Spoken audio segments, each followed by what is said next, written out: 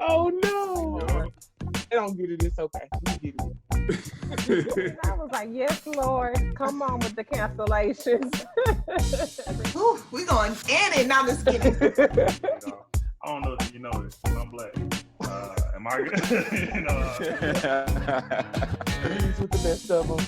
And he's one of my favorite men to emphasize. that entrance sounds like much more than who I actually am. My guest of honor is the epitome of luxury, and everything she touches turns into a diamond. She's a proud member of Delta Sigma Theta Sorority Incorporated, and she graduated from the University of Houston. She's a travel nurse expert, content creator, and entrepreneur. She's the owner of Cocoalamode Luxe Hair, and she will be adding the title of author to her long list of accomplishments this year. She has the best of both worlds, beauty and brains, but what sets her apart is her golden heart. Today, my guest of honor is Que The Ultrapreneur. How you doing? I'm doing great. Thank you for having me. Man, that was amazing. Thank you for the intro. No Was problem. not Well, you did all of expecting it. that. Well, you've done. Wow, You did thank all of you. that. So that's. I'm just reading off what you've done. Good. Well, I always want anybody listening to these podcast episodes to be able to trace your footsteps in the sand. So, can you start off by telling me a little bit about your background and like your childhood and your upbringing? Okay, sure.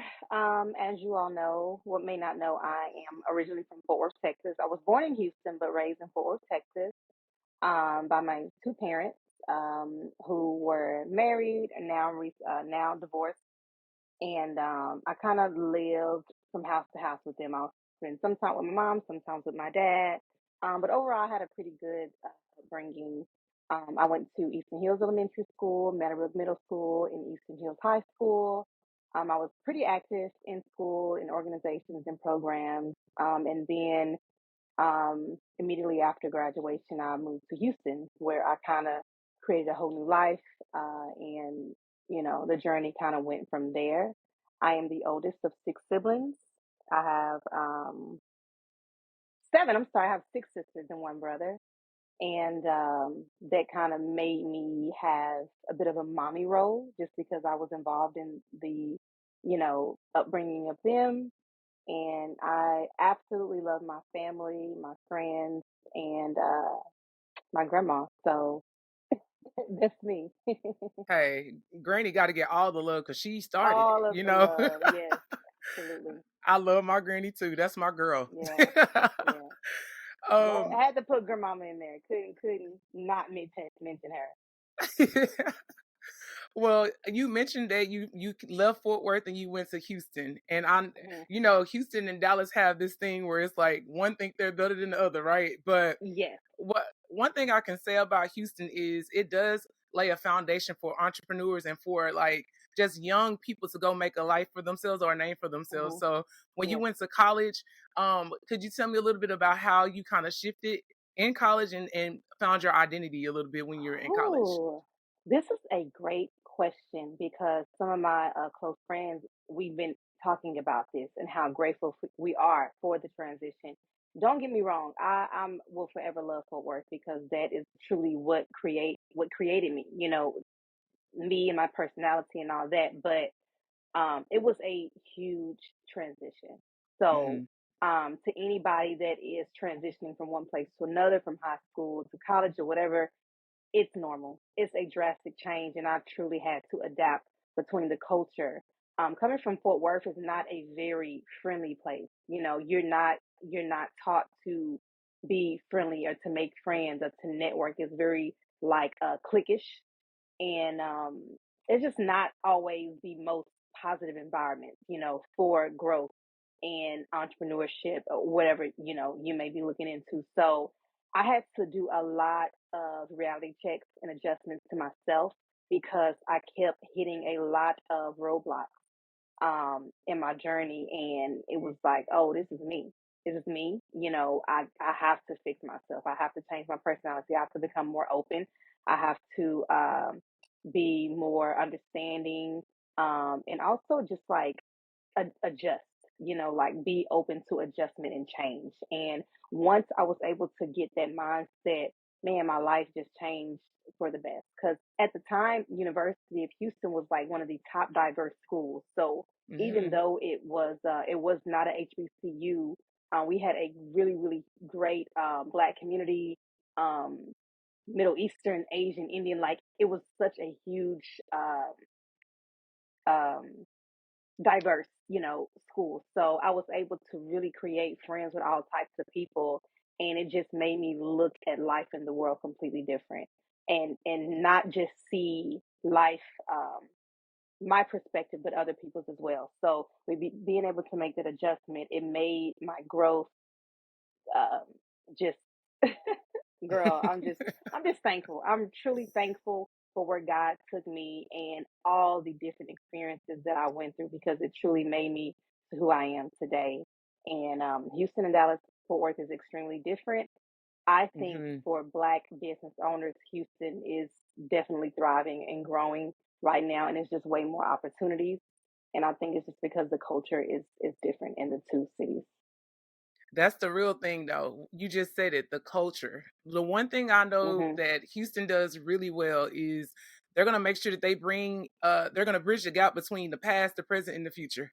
Like Oh yeah. always. They're gonna make sure everybody's Mhm. accounted for. We're gonna all be here and Mhm. we're gonna all represent. Yes. So I Oh love the yeah. fact that you going to U of H gave you that opportunity to like reflect and like figure out what's happening with me and like how can I adjust. Because that's the name of the game when Mhm. it comes to life anyway. Adjusting is the key. Yeah, So you have to. You have to. yeah. Yeah. So whenever you went to U of H, what made you choose nursing of all things? Ooh.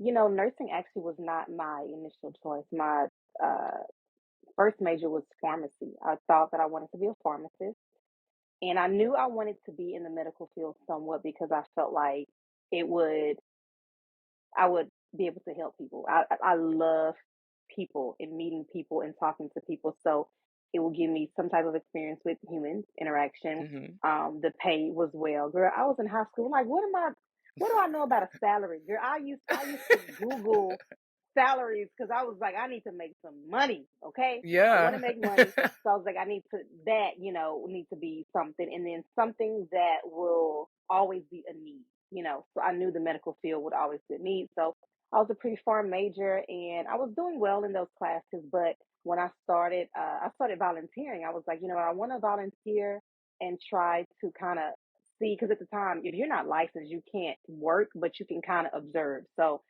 once I Hmm. started observing pharmacies, I was like, this is boring. Hmm. My personality is not being behind a glass counter, counting pills, and I respect pharmacists, by the way. So no disrespect, but I'm a talker and I like to engage, and I just like to be a little bit more needed. So Hmm. then I kind of spoke with my advisor, and then my mom's a nurse and my grandmother was a nurse. So I was like, I think I'm gonna go into nursing. And I like kids, so I knew that I wanted to do pediatric nursing. So to confirm that decision, I started volunteering at Texas Children's. Hmm. And crazy how God works because that's where I ended up working. But I volunteered at Texas Children's and I loved it. So I was, walking behind the nurses, playing with the patients and the kids and stuff. And I volunteered maybe like a few hours out of the week, but it was enough to confirm my decision that nursing was for me. And so I swiftly changed my major. But I ended up graduating at the time from U of H with a Bachelor of Science in Health. And Hmm. then I ended up transitioning to nursing school. I got my second bachelor's degree, which is a Bachelor of Science in Nursing, and here we are. Look, and the rest is history. Yes, Everything happens for a reason. And I always it say does. that like no encounter is by chance, it's for a purpose and a reason. So I love that Absolutely. you were willing to seek out information and even intern and like take on those opportunities to volunteer and do different things so that you can Mhm. get an exposure to it. So Mhm. um so what made you take that nursing, the base of nursing and think about travel nursing? What sparked that interest? I love traveling. Mhm. Uh, Traveling is a way for me to not necessarily escape because I don't have anything to escape from. I love my life. So Yeah. I say maybe explore. It was a great way for me to explore, learn about different cultures, try different foods. and just live life and see things. Because growing up from where we from, people ain't really moving like that and ain't really seeing the world like that. And that was a priority for me simply because going back to how I feel about Fort Worth, how it's not very open. Um, you need to see the world outside of where you're from and outside of where you originate from, because if not, you will literally think that that's how the whole world thinks. You would think that that Exactly. is yeah, and it's not like that. And once I started traveling to these different continents and countries, I was like, man, you realize how where you're from is so small, and how your Yeah. opinions are so small compared to the rest of the world. So the more that I was able to see and explore, it really just broadened my mindset and constantly changes how I want to live my life, and kind of how I want to just be, how I want to be like a vessel in this world. Yeah. You know what's crazy? The one thing I will tell you, like, for y'all that don't know, I met Q when we were in middle school. So Mhm. even in middle school, like Q, honestly, I'm not even lying about this. I could tell that you were gonna be bigger than, just Fort Worth. You seem to be a Oh. person that had a light, like you can see it. Like that's Mhm. probably why I was like, let me connect with Q. Like we're gonna be friends. You know what I'm saying? Like, Yeah, we were but good friends. Mhm. yeah. So it's like it's very clear that it started early and it was already in you. So it's Mhm. just like you just had to get exposed. And I love that you said that coming from where we come from, people don't even travel. They don't even go to Austin. Yeah. Like, Yeah. like they're scared to Yeah. go to another state that's connecting, Yeah. a place that's Yeah. connecting. So I was gonna say, if okay. anybody is listening to this, it's definitely not a not a jab. It's just me saying I've been there. I once lived that life and was really afraid of change. But if you have any type of interest in traveling or just wanting to see the world and experience the world, don't be afraid. Don't be afraid. Like, get out there. The world is a beautiful place. It And is. don't allow things that you see or hear on the news to distract you or deter you from that, because it be stuff happening right in your own city. So, get out there and live life and see the world, because you literally have one life to live and you don't need to be stuck in one space. Yeah, I agree. And also when it comes to coming from places that may not be as luxurious, like Mhm. coming from different, because clearly I'm from the south side of Fort Worth. So, Mhm. um, coming from places like that, sometimes we have a scarcity mindset or like a survival Mhm. mode concept mindset. So, Absolutely. um, even when we do make it to certain spaces, sometimes we allow where we come from to stop us from enjoying the things that we Mhm. worked hard for. And the one Mhm. thing I admire about you is the fact that you do not shy away from, I like I nice don't. things and I work I don't. hard. Yeah, I And do. I love that you value having your luxurious life. So can you speak to that a little bit, like why and how you got to that mindset of like, I'm gonna live my life and this time I'm living, it's gonna look good. Yes. So I think, according to my parents, I've always been this way.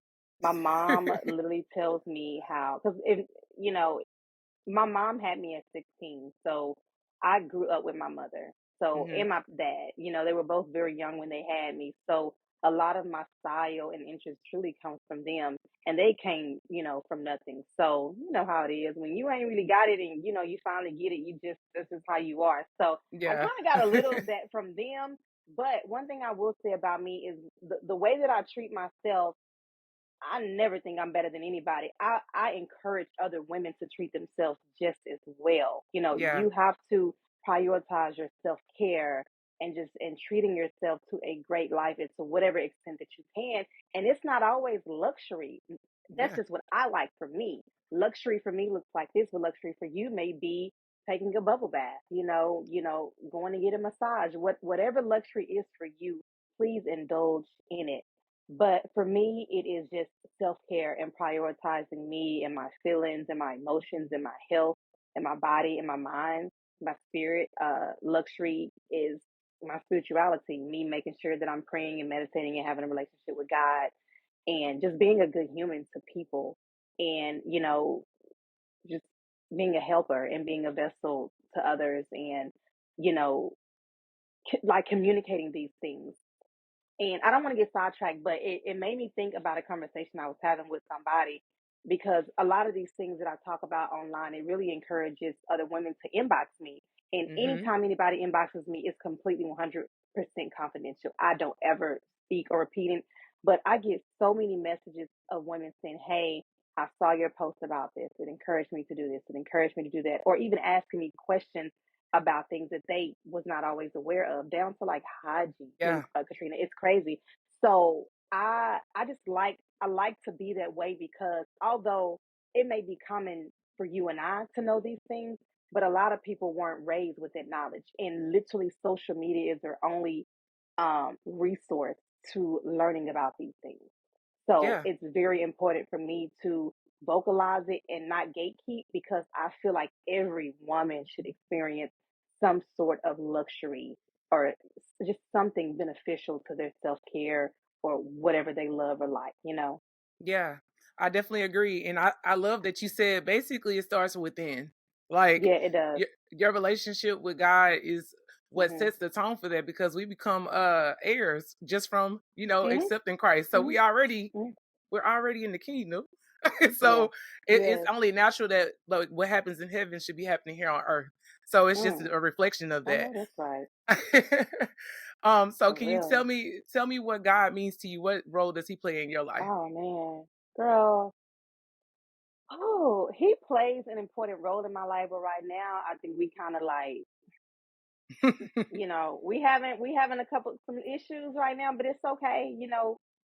I'm trying to work on just vocalizing things with him. So God is like my best friend. He's my father. He is my counselor.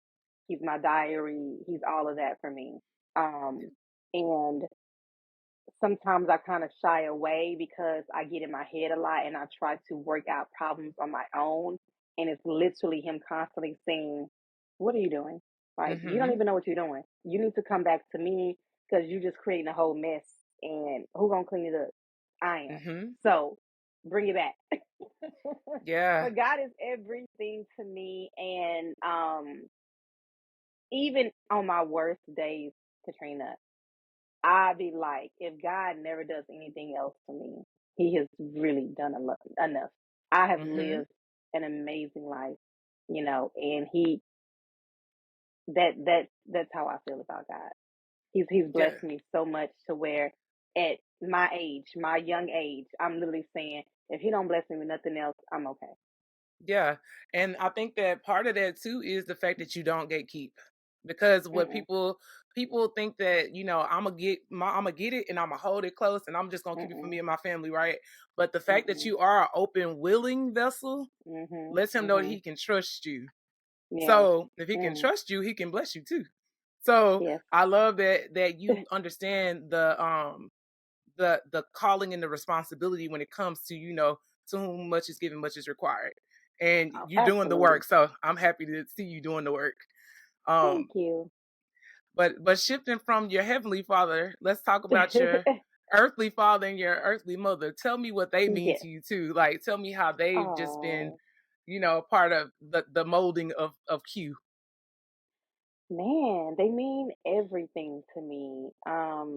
Growing up, I did not always have the best relationship with my mom, and people, I'm sure they know that. However, growing into the woman that I am now and seeing how life is and how hard life is, I can't imagine having a child at 16. It's a Yeah. so I have to give my mother grace and understand that life is hard for her too. Mhm. She's been through things, still going through things, and I rather have good times with my mom than bad times with my mom. And that Mhm. comes with a ooh girl maturity. I was Yeah. not always this mature. My 20s, I was a hothead and I would go back and forth with my mom, at times be a little disrespectful. And I hate that I was that way, because now that, I have lived, I don't have any kids, but I can see how raising a child at that early, where your youth has been stripped, is difficult. Yeah. Um, so yeah, I give my mom grace, and I love my mom to death. And I thank God for her, the good and the bad. Like because she's who I come from, you know. Mhm. As far as my dad, I'm a daddy's girl. I love my dad to death. my dad showed me what love looks like, from a man. My dad taught me how to communicate with a man, how to respect a man, how to love a man, all these different things when it comes to a man. I'm so appreciative of him being not just a provider, but just actually being physically in my life. Like my dad was just Yeah. here last week. He was here, Hmm. so he's always around. He pop in, whatever, and he's just constantly reminding me of and showing me what a real black man looks like and how he's supposed to carry himself and how he's supposed to treat me. So, Yeah. if I ain't been treated like that, yeah, we ain't. You can go. You can go ahead It and ain't. you We can go can ahead and move on. move around. But yeah, I love my parents, and I'm blessed to have them, and I'm so happy that they met and got married, even though they're not together, and got a divorce when I was a baby. But I'm so happy that they created me because I love it here. Yeah. It sounds like they taught you the lesson of humanity, or like Hmm. to see like people as humans. Yes. And so I'm sure that that plays a huge role in what you do. Because Hmm. I feel like being a nurse is not something that you just do; it's something that you're called to. So, Absolutely. um, when it comes to your experience with nursing and in being in different spaces or in Hmm. different places, like would you say that it's a lot different in different states and different places, or would you say that the role is still the same? Absolutely different.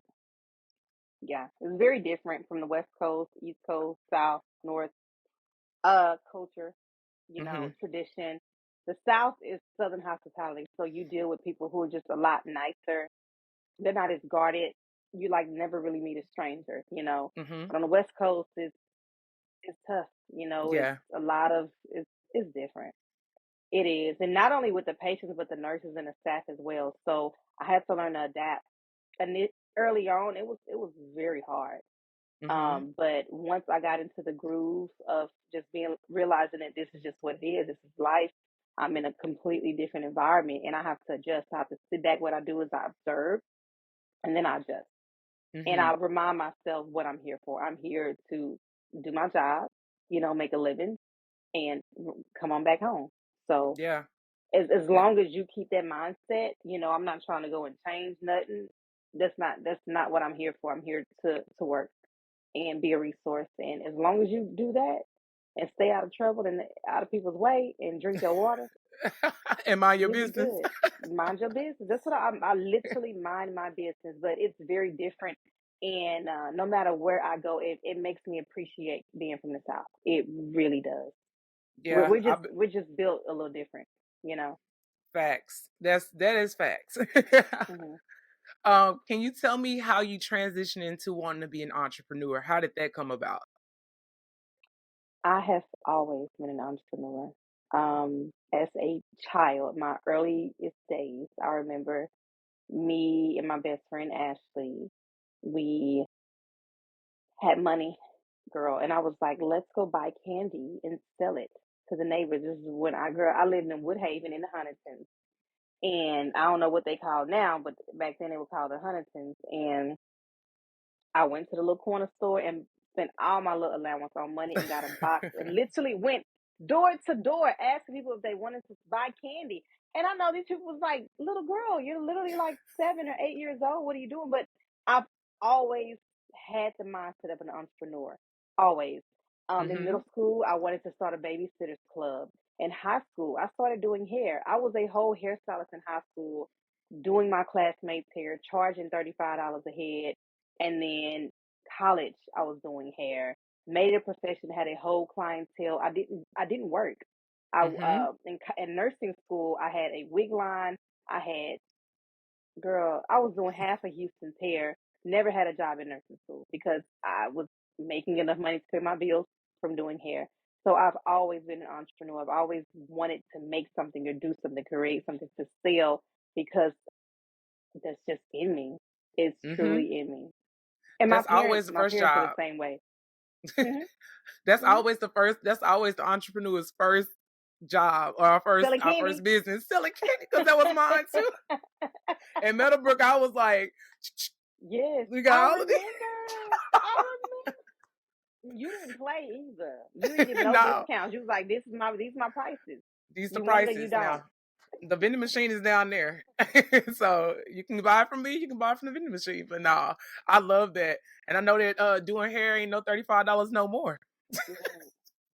It The ain't. price went They up. charge you $350. Yeah. The price Yeah, went it's up. tough. Hmm. The the one thing I admire about you too is the fact that you know when to transition out of certain spaces. So like I know you Hmm. said that you were doing hair and then I know that you transitioned into another level. So you're not just Yeah, doing hair, you're going and making your own line and you're making yeah, things yeah, like you're going across seas to go get this hair and do all these different yeah. things. So tell me about the Lux Hair brand. Like tell me about that and how it came about. Oh God, man, thank you, God. But so, I was doing hair full time and nursing full time up until COVID, and it shifted things greatly. And that's when I decided to leave my staffing job and become a travel nurse. With being a travel nurse and then going all the time, it's very difficult to keep a consistent client, base. Hmm. So unfortunately, I kind of had to retire from doing hair and just do travel nursing, but I still wanted to keep my clients and be in the beauty industry somewhat. So I said, I want to provide luxury hair, but hair that looks well for my Black women because hair it's making it's growing, but it doesn't always look the way it should. It doesn't always blend the way it should with our Black hair. And I said I want to find something where it literally mimics a Black woman's hair, to where you Hmm. really can't tell from where her hair starts to where it ends. That is what I want for my women because I don't want to start here looking crazy. Nah. So after doing research, I discovered that Cambodian hair was the texture was thick, the shine and it just looks very well and very similar to our natural hair. Well, if it's like pressed or straight, you know. Hmm. So after doing research and research and research and wasting lots and lots of money and time, I finally found the connection. And what I did was I traveled to Cambodia by myself, girl, and I had an amazing time. I went to the temples and the pyramids and kind of just saw the whole process of how the hair is brought about. And I made amazing connections with them. Like we talk, I literally supposed to be talking to them today. We talk all the time and we have a great relationship. So I plan to be in this industry a very long time, and this is just the beginning. I'm hoping that it grows and that I'm able to provide hair worldwide. Yeah. So that's kind of how Cocoalamode began. And as far as the name, I wanted something that represented or symbolized like black, brown luxury. So that's where the cocoa comes from. Cocoa is like dark chocolate, and then a la mode means like high fashion luxury. So I kind of put those two together, and that's how I got the name for the business. And pretty much what I sell is raw Cambodian extensions, and I sell eyelashes and other beauty products that I plan to bring along soon. Yeah. This is only the beginning. It's only the beginning for sure. I always Hmm. say the sky is the starting point. Like Hmm. it really is the Absolutely. starting point. So I love the fact, like I said, that you understand how to transition and you know Hmm. how to continue to let something grow. You knew you wanted to stay in this space, but you had Hmm. to adjust, Yes. adjust to Yes. make sure that you can stay and Yes. still be able to maintain what you're doing when it comes to your main Yes. thing that you're doing. So, Hmm. um, would you say that starting starting the company was a easy feat, or would you say that it was one of those things where you had to do a lot of trial and error? It was a lot of trial and error, because I got cheated a lot, and that's why I needed to make the trip because I was buying so much hair from people who claimed they were raw and virgin and this, and the hair that I would be ordering would be just awful, awful hair, awful products. So I said, I'm gonna get on the plane, I'm gonna go there myself and Hmm. touch it and feel it and see how it's made and make sure nobody's being abused. So I'm in the workshops, I'm in the warehouses and seeing that it's cool climate. The workers are taking breaks. They ain't it ain't no sweatshop pretty much. So when you are getting products from environments like that, people being well taken care of, I'm like, okay, I'm okay with that. And yeah, I was sold. Yeah. Look, that says a lot about your standards and your integrity. Um, Tell me Hmm. what would you say are your core values? Ooh, core values. Number one would be respect.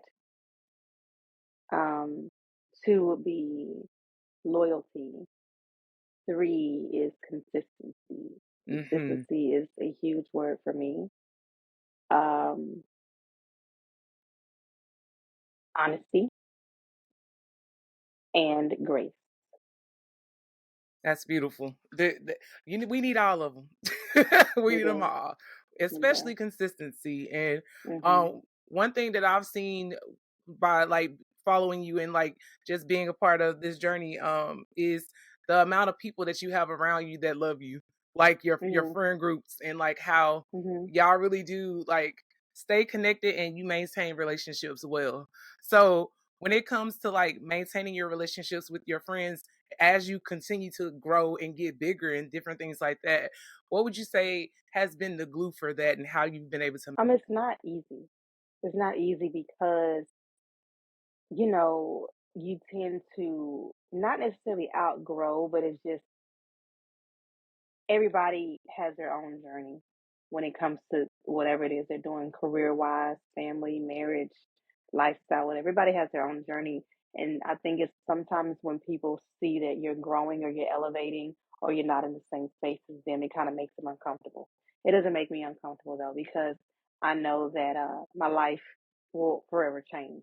There can be a moment where I could be down or up, but what will remain the same is the love that I have for the people that are around me. So I wish that more people had that kind of mindset, because the way that I think we are, black people are, it's like, if you start to see somebody, elevating or rising, like, I don't know why we begin to shy away from them. And it's like, why? Like, you've been knowing me my whole life. Like, what would change? Why would anything change on my end? We still the same. Mhm. I'm still the same person. And I'm the type of person to where whatever I get, exposed to, I'm trying to put my people on. I'm trying to help, and we all gonna grow. That's what I want. But Yeah. the glue, I would say, is just knowing um, who these people really are to me. Like, it there are so many times in my life where I can look back on all these influential people and be like, man, like they were there for me at this point in my life, at this point in my life. And just that alone just makes me be like, nah, we locked in.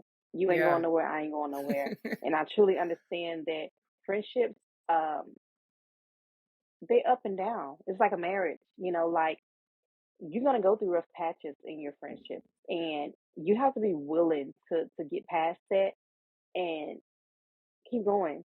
Like, it's okay, okay. We ain't on eye to eye right now, but in a few months we gonna get back on. But both have to be willing to put in the work for that. So that's the glue for me, just Mhm. knowing that it's not always going to be up here. But I'm that loyal to where it's like I'm okay if our friendship is down here, because I know we'll be back up here in no time.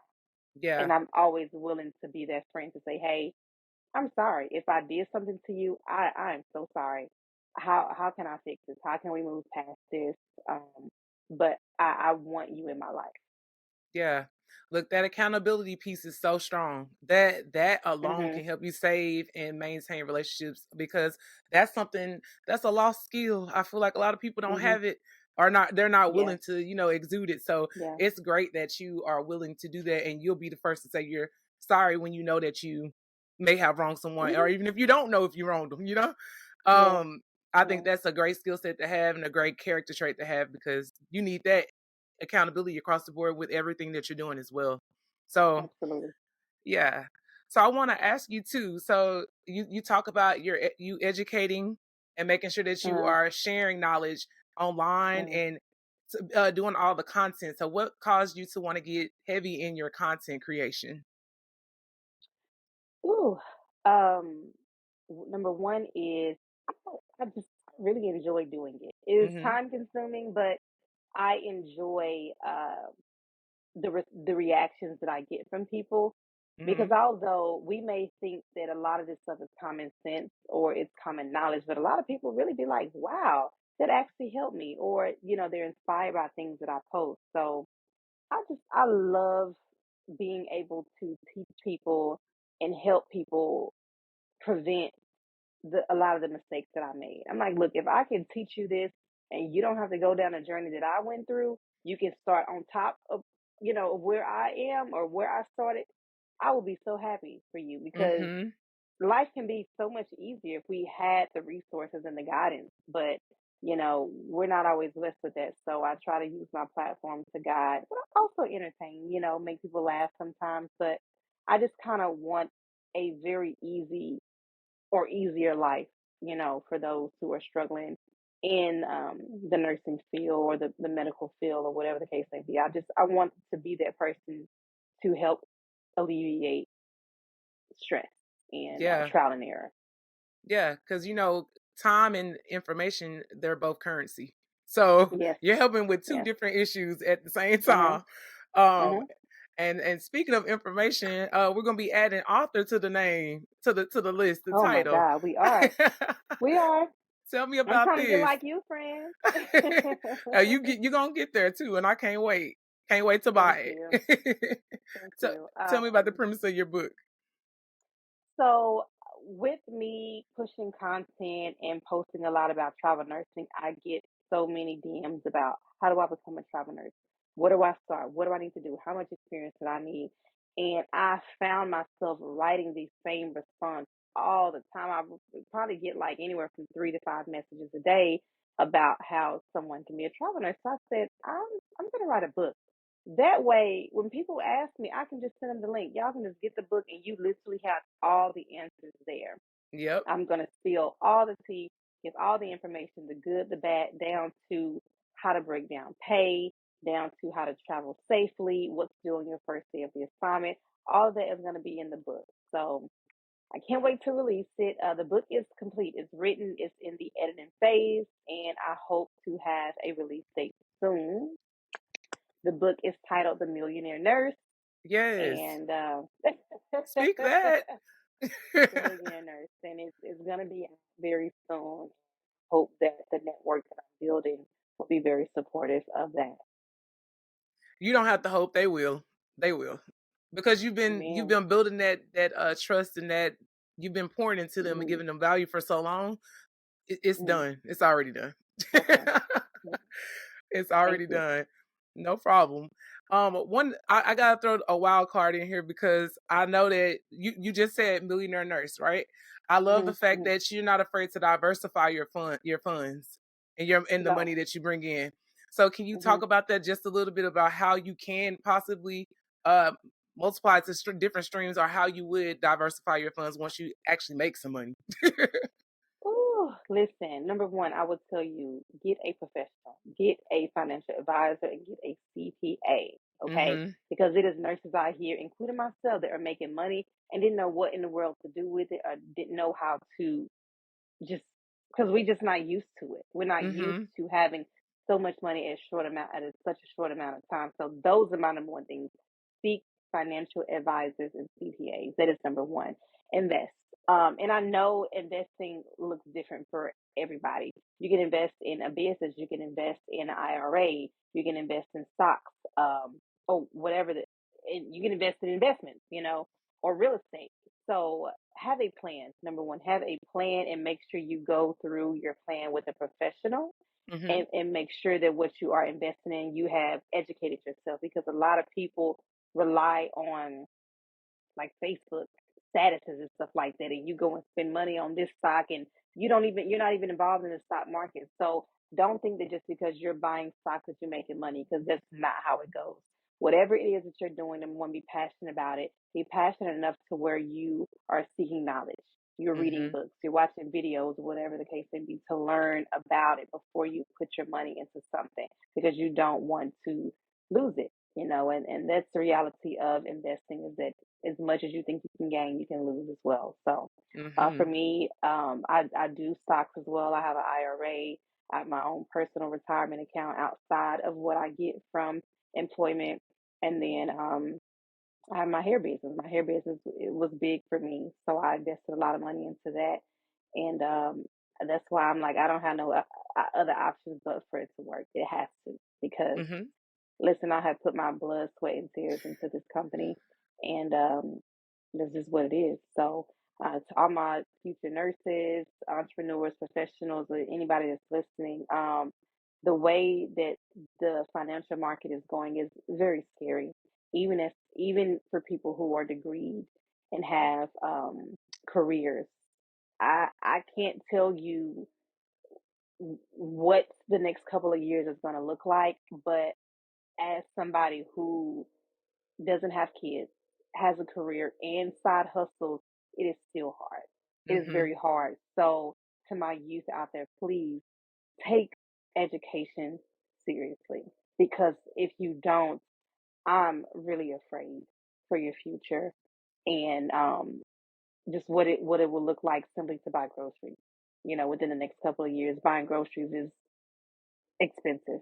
You know, um, we were talking about luxury things earlier, but that's that's a reward. You know, Mm-hmm. that's if you can afford it. If you do not take life serious and handle your business and educate yourself and make better choices in your life, you won't even be able to afford a luxury lifestyle because the minimal basics you will be difficult for you to obtain. So just you know, the reality is times are hard. So please Yeah, times are hard and they only gonna be get very harder. serious. They only gonna get harder. Be very serious about your finances and your money, and don't be out here just doing, crazy stuff because you see somebody or whatever, whatever. Just be mindful of how you spend your money and how you invest, and be sure to save and things of that sort.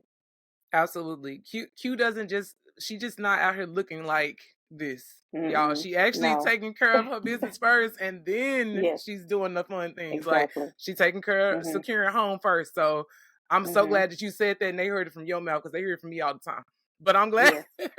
they Yes. heard it from you. Mhm. Okay. Well, I just have one more question for you. Okay. If you knew then what you know now, would you change anything? No, I would not. I would not.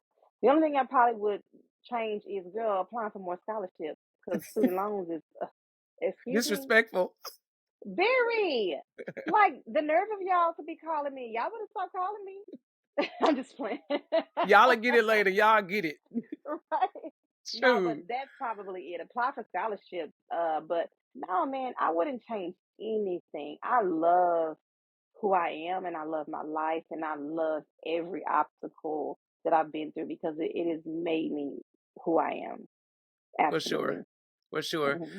Well, you please keep being um this representative. I know it can get heavy at times, but for real, like and I don't want to make it a skin tone thing, but seeing someone Yes. brown skin Yes. doing what you're doing and being very Hmm. visible and taking up space is so important.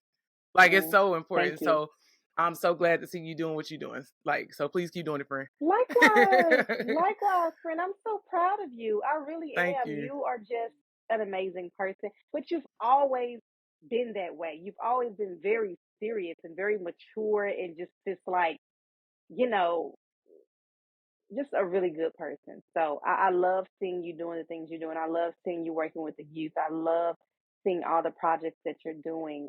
And I will forever support you and appreciate you for supporting me in return. Oh, no I problem. have That's what one we thing to do. say though, Katrina. Do you remember we had those Mickey Mouse gold necklaces in middle school? Yes, I do. We've been shining. No, just like But we really was. we've been shining, y'all. Look. Katrina and I both had Mickey Mouse gold pendants. Katrina was bigger than mine though. She had the big dog. I had the little pup, but we still, we shared that similarity and jewelry. Oh my Yes, gosh. I think that's hilarious though, because it's true. yes, And nameplates, of course. You have to yes, have a yes. nameplate. If you didn't have a nameplate in Fort Worth, you was losing. I'm sorry. You was You just weren't losing. popping. You weren't You popping. weren't So popping.